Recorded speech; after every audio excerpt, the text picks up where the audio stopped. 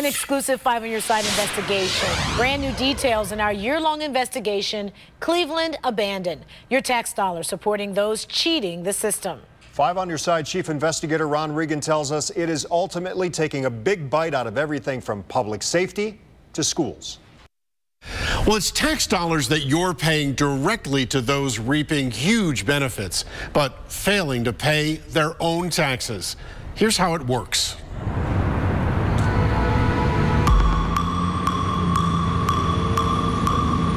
It's a home you've never seen,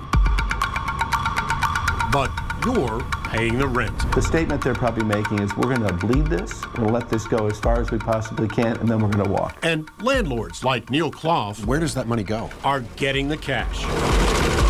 Where does it go? It goes back into the properties. But it's been going back. But it appears that it's not going into the properties.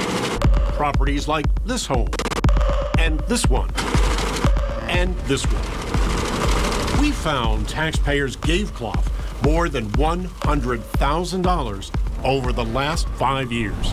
Part of a government program. All bringing in more than $400 to $800 a month. Yeah, up and down. That pays up to 70% of rent directly to landlords, so low-income families can find safe and affordable housing. How much money have you put into those homes, would you say? I put all the money that I collect how much is that? back in. Whatever I collect, I put back in. I put it into the water, I put it into the taxes. But we checked. Records show Clough owes $40,000 in taxes. And he's not alone. We reviewed thousands of delinquent property records, then matched them to owners receiving your tax dollars. Across Cuyahoga County, we found at least 233 homes owned by landlords who have failed to pay property taxes. More than $1 million. Absolutely, it's theft. It's theft from every taxpayer in the United States of America. And it's robbing local communities of vital services. What about the residents as a whole? Health, safety, welfare. If you don't pay your taxes, I can't make the payroll. That means no police, no fire, no streets. That means the school districts, where's the buses? South Euclid is taking action. In the years prior to 2014, delinquent landlords failed to pay more than $800,000 in property taxes. So the landlord is milking the property at that point. As a result, the city banned them from registering rental properties. These individuals are really hurting our communities. And to me,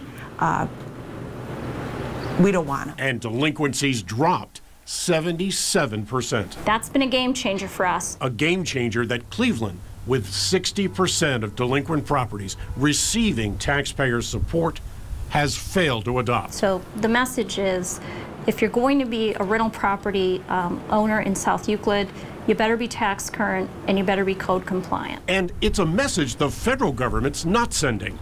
The very same landlords who don't pay taxes are permitted to receive thousands in federal subsidies. Why? We found there are no federal regulations automatically banning them from the program.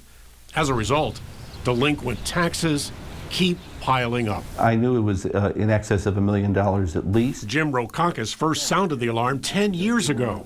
He served as Cuyahoga County Treasurer, but routinely alerted Housing Authority officials of delinquent properties. In an effort to collect that tax, and if they weren't willing to pay the tax, then find a way to get those people off of the program, because obviously they were taking advantage of it. That no longer happens. In a statement, Cuyahoga County said it does not do that now and has had no requests. Is this difficult to do? A couple minutes on a computer should be able to help you look at list A and list B and see which match up. So it's not difficult. Meanwhile, Neil Clough is on a payment plan. I had to take the money and refix every one of those houses. I'm not spending the money. I don't go on vacations. I live off of maybe $10 a day. And insists it's repairs and upkeep that compete with the rent he receives. I'm going from one house to the next fixing them constantly.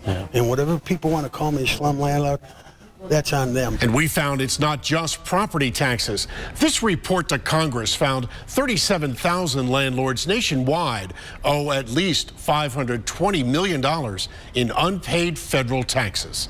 I'm Chief Investigator Ron Regan.